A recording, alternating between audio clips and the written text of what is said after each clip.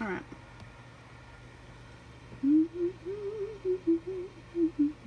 There's a pill.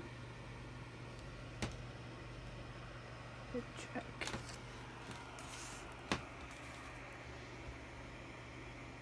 It's got all of these different things. Alright, now. You set your feet on the little things here. Now the phone weighs like 4 pounds, so I'm just playing. Does it let you see that? It's all gross, sorry. My feet are clean though. We'll write it in.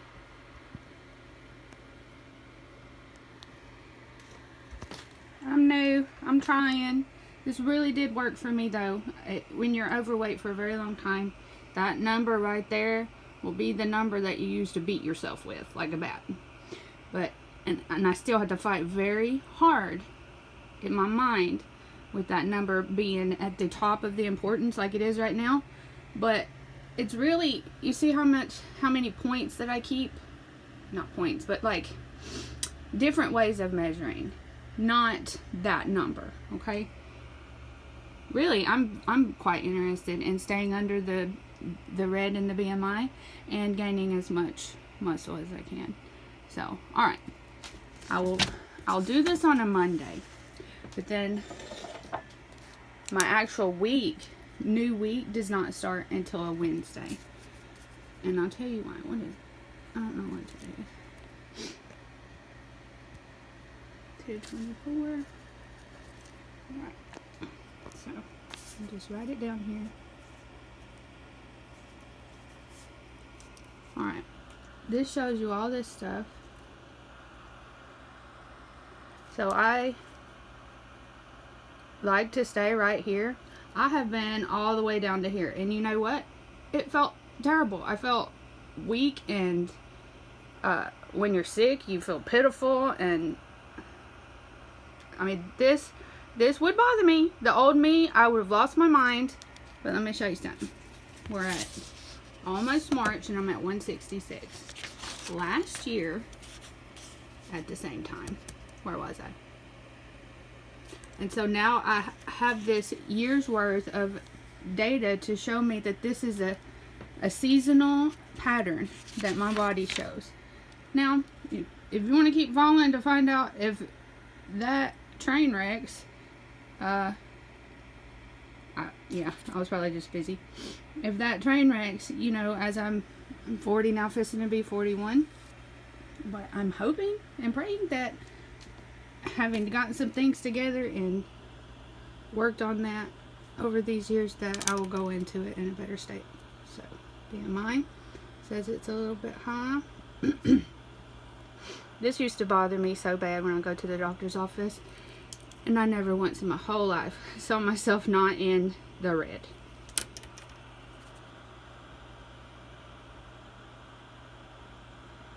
Body fat percentage. Alright, what am I supposed to, BFP. So I do write the fat percentage. Not the BMI so much, because I've seen that fluctuates like extremely. It really doesn't correlate to anything important in my opinion. Muscle rate. Now this one is important to me. I want as much as possible so that I'm not doing, at first of course I wanted to lose weight like everybody does.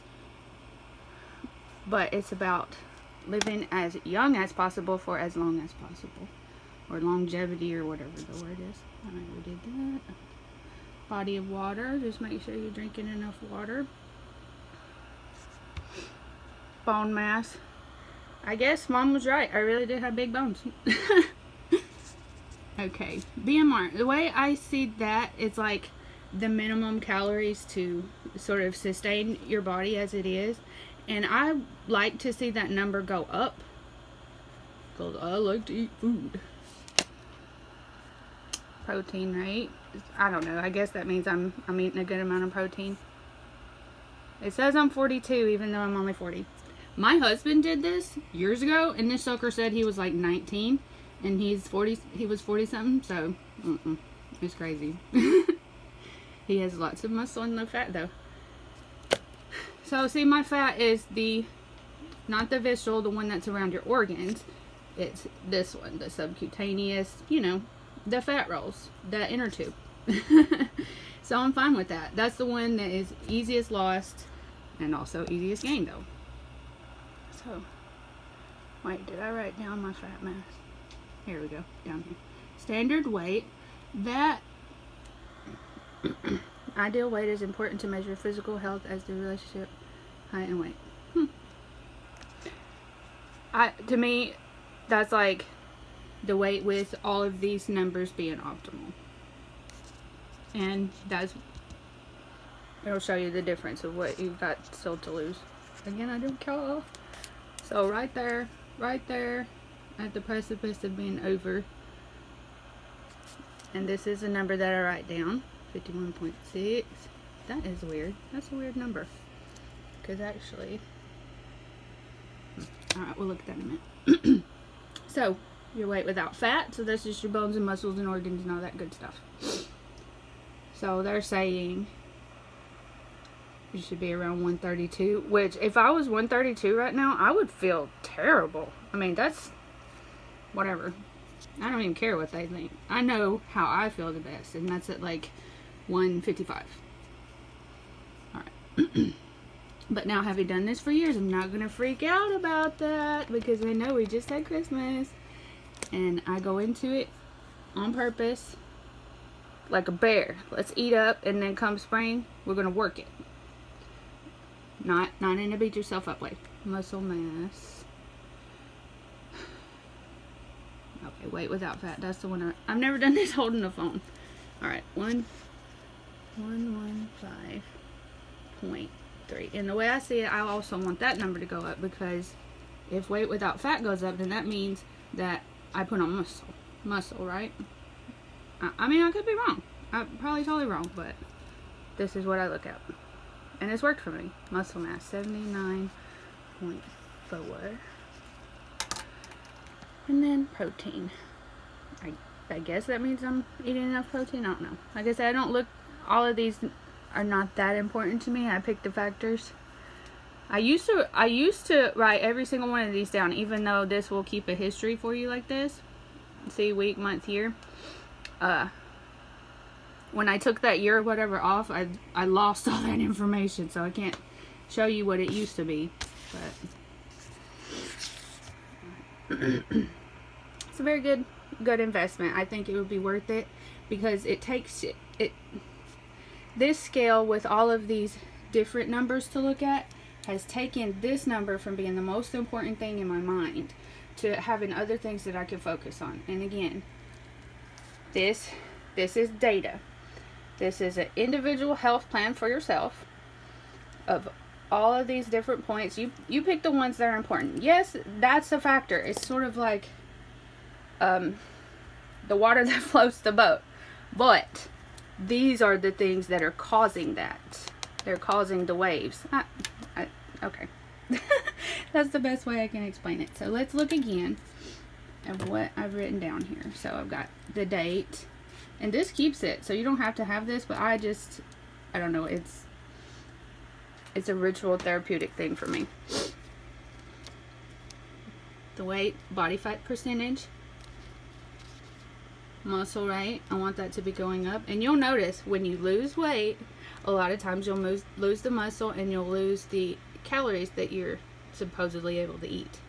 I don't want that. I want to lose the fat mass while also gaining the muscle, which, as you can see, lost about 2 pounds. Body fat percentage went down, but also the muscle went down just a touchy poo. 2 calories, and this is sort of a silly number, but I write it down anyway, because yeah, I'm eating twice that in calories, so the fat mass went down just a little. Weight without fat. So yeah, it's like you're losing both at the same time, and without this you would just be focused on losing anything and it wouldn't matter what it is. But see, muscle eats fat, so the more muscle you have, the more fat you're going to just lose without doing anything. And Mind Pump, the guys at Mind Pump, they're geniuses. I learned this from them, and I'm telling you, I would have gained the weight back. I would have lost my mind over something like this. I would have gained the weight right back, and I wouldn't have looked at this like data. Like, look at this like somebody else, a friend of yours that you want to help, not yourself that you want to beat up. This is a friend, okay? And you're going to take care of this person to the best of your abilities, almost like a child. I had to reparent myself, retrain myself, absolutely everything. All right. Oh, also, you're going to want to mess with all this, mess with your clothes. Again, I have 1 cup of coffee. I've been to the bathroom. I put it on the same spot in the floor. I line it up with this little thing right here like this. I don't, try to wiggle it and do anything. Stop putting all that importance on that stupid thing and that stupid number. Because the way that you feel, the energy that you have, and your ability to sustain this is the most important thing. Now I have some more things to show you. This is a Monday. I used to do this on a Wednesday, and then I would start like my week on a Friday. I do it now on a Monday, and then I'll start my week on a Wednesday. And the reason I do that is so that you have time to think, because you know what you ate. You know how your activity was and how you slept and how stressed you were. So stop just thinking about what you're putting in your mouth, because there's more things, way more things that go into it than just the food, okay? Especially if you haven't slept. You're probably not going to lose any weight if you're not sleeping and you're super stressed. That's just how it is. Even though you're super stressed at the beginning, when you start eating well, you're going to start feeling well, and that stress is going to start to dissipate. I mean, for long term, if you're stressed about this for years upon years, that's not going to be helping you. You're not going to be sleeping. Your cortisol is going to rise, and your body's not going to be able to lose weight. Alright. I'll be back to show you more. Sorry I rambled so much. I'm not going to, like, affiliate this mess or anything. I'm just telling you. This works for me. Hi. Let me turn around. Hi. I don't wear makeup. I think it's fake up. So, this is what I really look like. Howdy doody. I lost over 100 pounds doing... Keto's like way over there. It's almost a cringe word for me at this point. It's high protein, low glycemic, low sugar, and the rest takes care of itself, okay? If you turn to God and be like, look, I don't have control over this, and you pray over your food, and you appreciate your food. Don't go in your bed and pound a huge bowl of cereal in the middle of the night. Sit down at the table and have a beautiful coconut flour brownie. Seriously. And you indulge and you close your eyes and you thank God for every single bite, and you'll see things will begin to change. I'll be back to show you what we do, how I atomic habits to myself into this. All right. This is very embarrassing. So I hope that there's somebody out there, all the people that have subscribed so far, they've been through their journey. So I think we immediately, connected with each other. And I love that so much. But the reason why I started this channel a year ago was because I wanted to be that for somebody. I want somebody like me 4 or 5 years ago out there hunting YouTube for how do you lose weight and how do people actually really do this, real people. And there are so many people out there willing to be, cringe and put themselves out there like I'm doing, and it freaking changed my life. It freaking changed my life, okay? Because I never heard of keto before, and if I had I would have thought they was crazy for sure. But then I saw Thomas DeLore and some others, keto twins, Steve from Sierra's Keto. Alright.